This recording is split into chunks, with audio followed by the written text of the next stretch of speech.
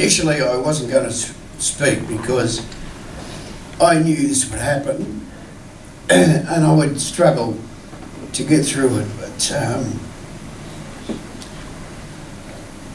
I felt that I have to say at least the parting wish that we owe on behalf of the other band that he loved and inspired. If I know there was many, but personally he's touched myself and the Tats. To say that he was a quirky guy is a wonderful understatement. He's the only other person I know who actually loved this tie. I remember when we were in my room one time, and I was going through old clothes, and he'd arrived and to help me fix the computer. And I was going through the clothes and I was chucking stuff out, and I've got a coat hanger with probably 30 ties on it, most of them from St Vinny's, and I picked this one up and I said I can't really part with this one. It reminds me of my growing up years, the heroes, George Raft and Cagney and Bogart and those kind of people, and if the films had been in colour, I imagine that they would have worn a tie similar to this, and they always look like this in black and white, and he just looked at it and held it up, and in the way that he does, and just said, that's magnificent. And I thought, that moment then, even if I didn't need convincing, I certainly didn't. I was never going to part with that tie, this tie. It is magnificent. So much about the Clarks that we all, what has brought us here together. In reference to the Tats, two very important components of roast tattoo at the moment we stole from Billy Thorpe. One is Di Pritchard and the other one, of course, is Clarkster. And in the early days, the word borrow was often used. We borrowed them. Now we own them. Dearly departed Bill, another of the brothers that has fallen. The club, and I know it's the same with the boys, the club that is a band is a fiercely known thing and a protected thing by blokes, not to exclude chicks, but I've never been in a chick band. Having never been a chick. So don't really know what it's like, but I know what it's like to be in a boys band. And we fiercely protected and have protected our whole life that thing that is the strength of unity. And so we have not let too many people in. When journalists, in their bone-crushingly obvious ignorance, refer to the Tats lineup as having had many members, au contraire, which is a wonderfully descriptive Mexican phrase, roughly translated bullshit. We've had many people play in the lineup from time to time. I wouldn't say many, but a few. But there's very, very few that have belonged to us in the real sense. And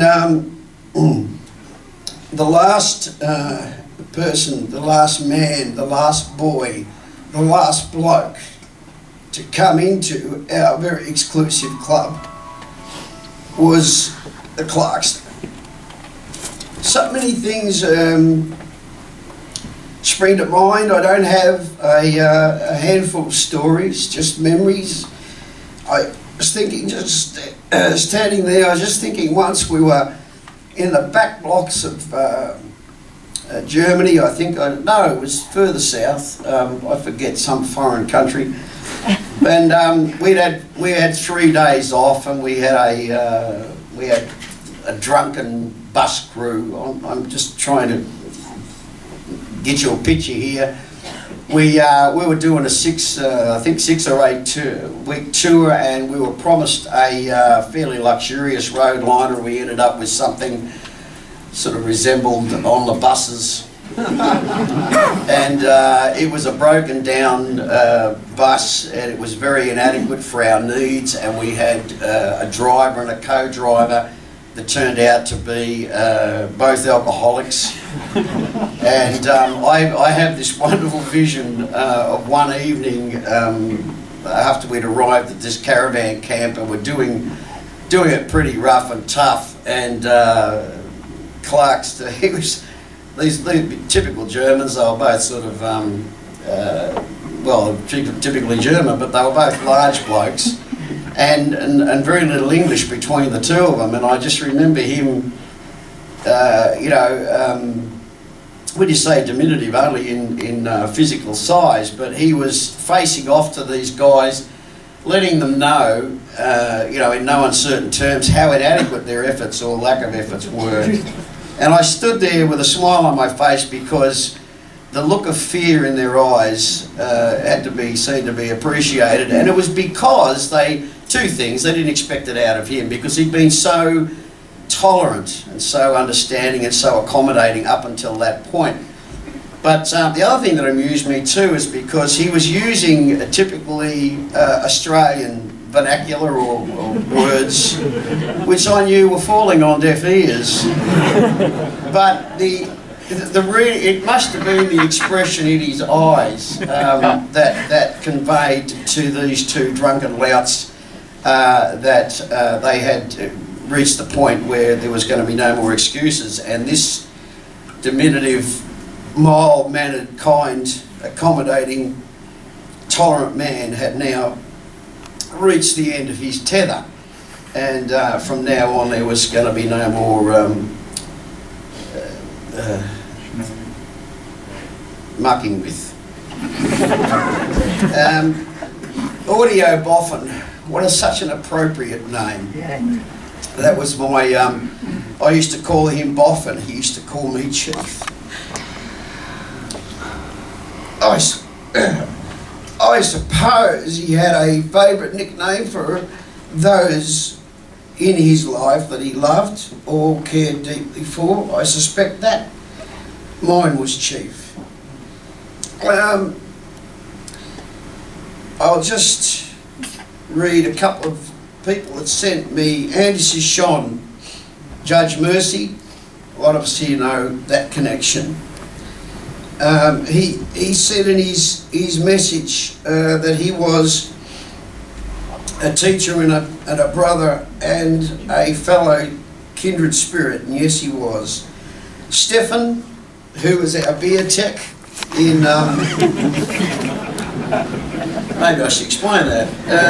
Stefan is our German tour manager, and when he first came to work for us, he's a highly efficient man. Of course, his explanation for that is, well, of course I'm German.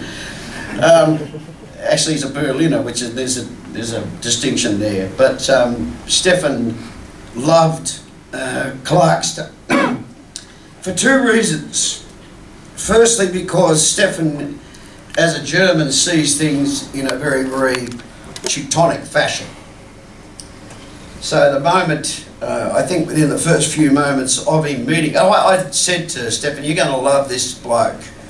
But you can say that to someone and then not have it ring true, because as we all know, and as is proper, it's up to each of us as individuals to measure the man or woman and make up our own mind. And Stefan did love Clarkey.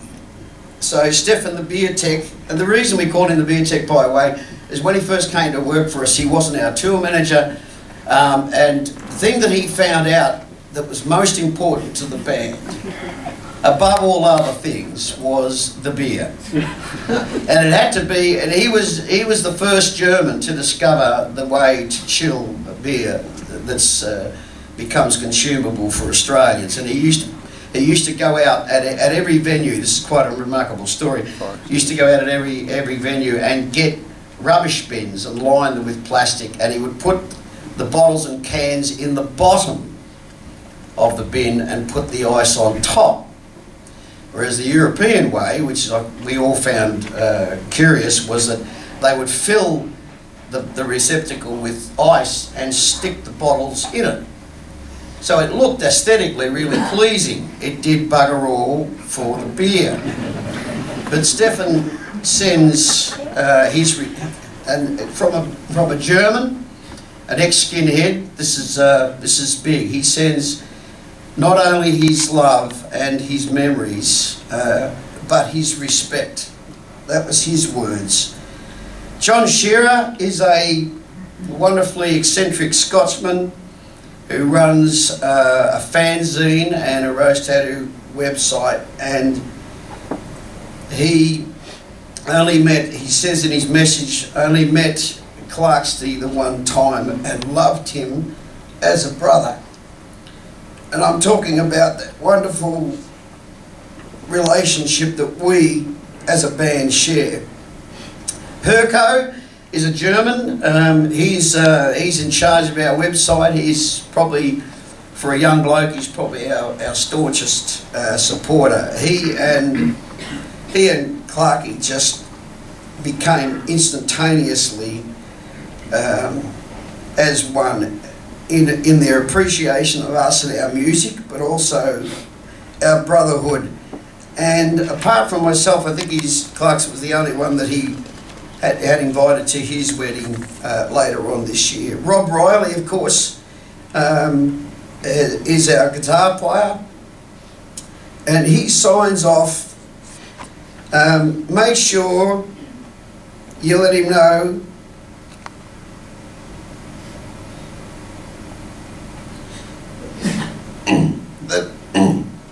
make sure you let him know that I love him so.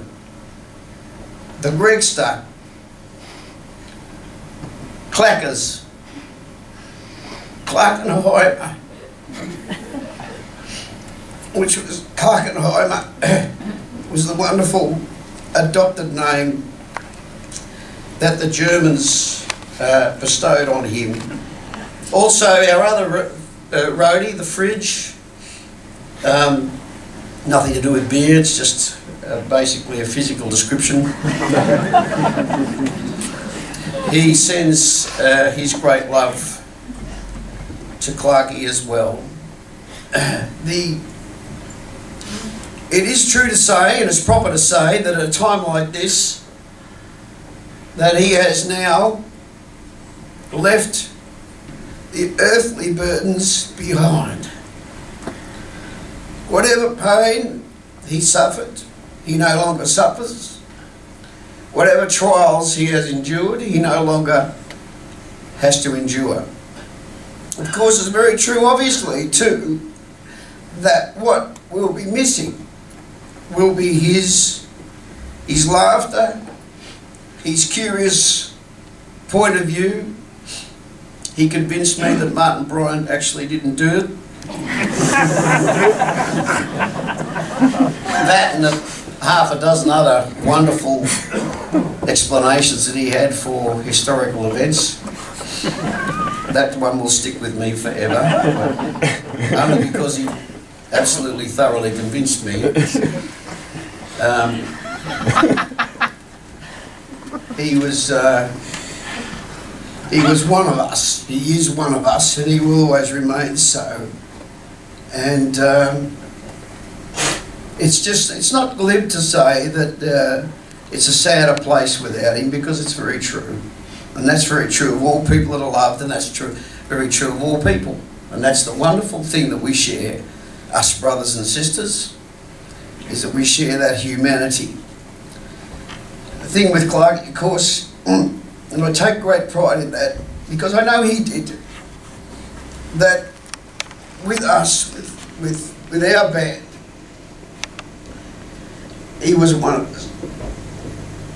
He was one of the boys.